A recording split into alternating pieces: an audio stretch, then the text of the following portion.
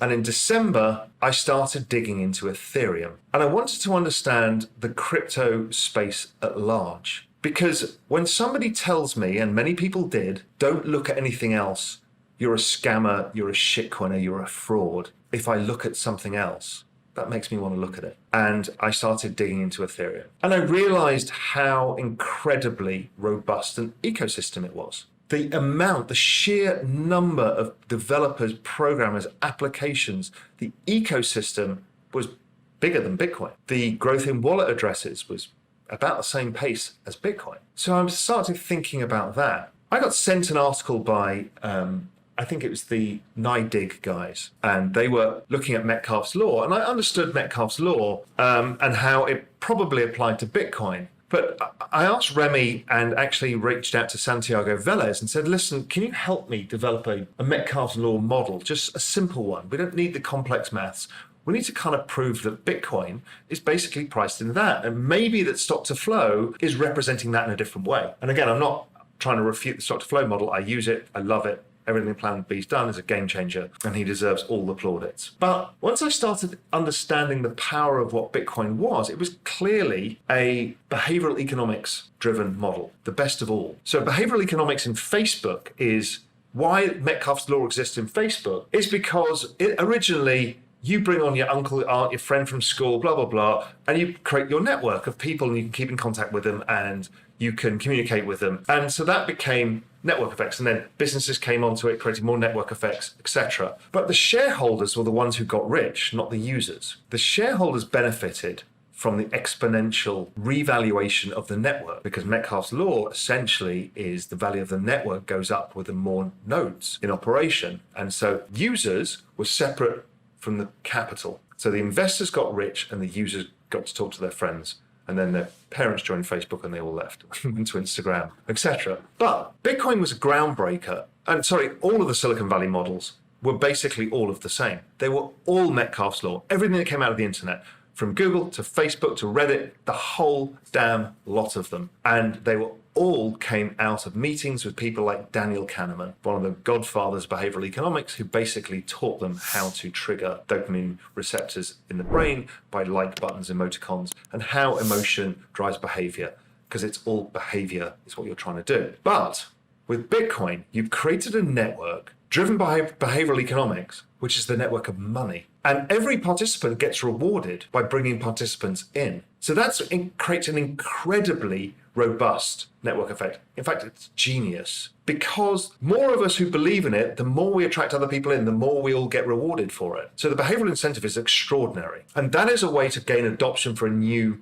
money, because otherwise it's very hard to do. It's very hard to get adoption unless you get rewarded.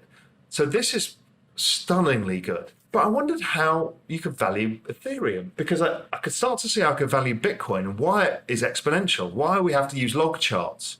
It's because the network effects of more people mean that the chart is always exponential. And we've only just started. I mean, we've got billions of people to bring onto this. So this is going a lot further.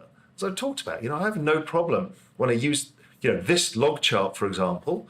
It would suggest potentially this rally could take us to 400,000, maybe even 1 million on an offshoot, because of the wall of money that I've talked about as institutions come in. Maybe I'm not. Maybe Plan B stock to flow is right and it gets out 288. I don't know. Doesn't really matter right now, but I think be surprised, because that's network effects go more exponential over time. But when I looked at Ethereum, the thing I was told not to look at, I realized that not only was the technology very interesting, and yes, it has problems, and yes, it's very different to Bitcoin, and in fact, it's not even a competitor to Bitcoin. It's just part of a new digital asset ecosystem. I realized that Ethereum was actually probably the basis of the Internet of Value. And the Internet of Value is something hard to get your head around as well. I'll talk a bit about it later, but basically, anything that you exchange that has value is going to be digitized. And Ethereum is breaking the ground for that. Now, there's the Ethereum 2.0 coming out, which actually hardens it as a platform and lowers the supply and speeds it up and probably cheapens the cost. There are, it is not perfect. Like, Bitcoin is not perfect for certain things. There is a massive ecosystem also being built in layer 2 solutions. And Ethereum has layer 2 solutions too. But it's also able to be changed, which is not Bitcoin, because Bitcoin is this hard, super wonderful asset of money. Ethereum is not that. So this war between Bitcoin and Ethereum is nonsense. They're not even the same thing. So I started to get the internet of value, and we started to see the rise of DeFi. And I'll come on to that again. So you could start to see real applications that were getting massive network effects immediately. And then I put Ethereum in the same terms as I looked at the network effects of Bitcoin, which was using essentially number of active wallet addresses. And it's a simplistic way of showing network effects. And what it showed was Metcalfe's law. When I put it against Bitcoin, if you see the chart here, you can see it's basically exhibiting the same traits as Bitcoin in Metcalfe's law, but actually the adoption's earlier and faster. And then when I put the chart of Ethereum against Bitcoin, starting at 5 million wallet addresses to rebase them to a point where network effect starts taking hold, their prices were identical and the chart patterns were identical, but they're about 4 years different. That was like, whoa. So these are being valued exactly the same at different points because it's only the network effect that's valuing them. And that was incredibly exciting discovery. And I realized that the entire space is driven by network effects only. And then you understand that some tokens and some get network effect and then have S-curve moments. So they start to look like they get adopted, nobody really uses it, and it falls. That's called the S-curve. The S-curve could be a failure or a pivot or a change in use, and then it goes. So we've seen that, we see that in businesses and startups all the time, and we've seen it in Bitcoin, where the narrative has changed. Mt. Gox, it's going to be a scam, it's all about dirty money. Bitcoin goes off, 2013, S-curve. Back up, exponential, it survives, and we go into the next set of FUD narratives, S-curve. Then that was the banning by China, the forking, and all the other stuff, S-curve. Then back up again. So now we've got the Lindy effect, which is basically if you can't destroy it, it's going to get stronger. And Ethereum's going through the same. And this whole space goes through the same. Some fail, some that don't fail get stronger. That was mind-blowing to me. I now realized I had a framework of understanding that I could apply to anything within this space. So that was the big growth for me. And when you look at the speed of which this happens, because don't forget, exponential means it gets faster all the time. In log charts, it looks normal. It's kind of linear, but actually it's non-linear in its move. And we've seen this. I mean, I don't know. I had an interview with CZ, who built Binance.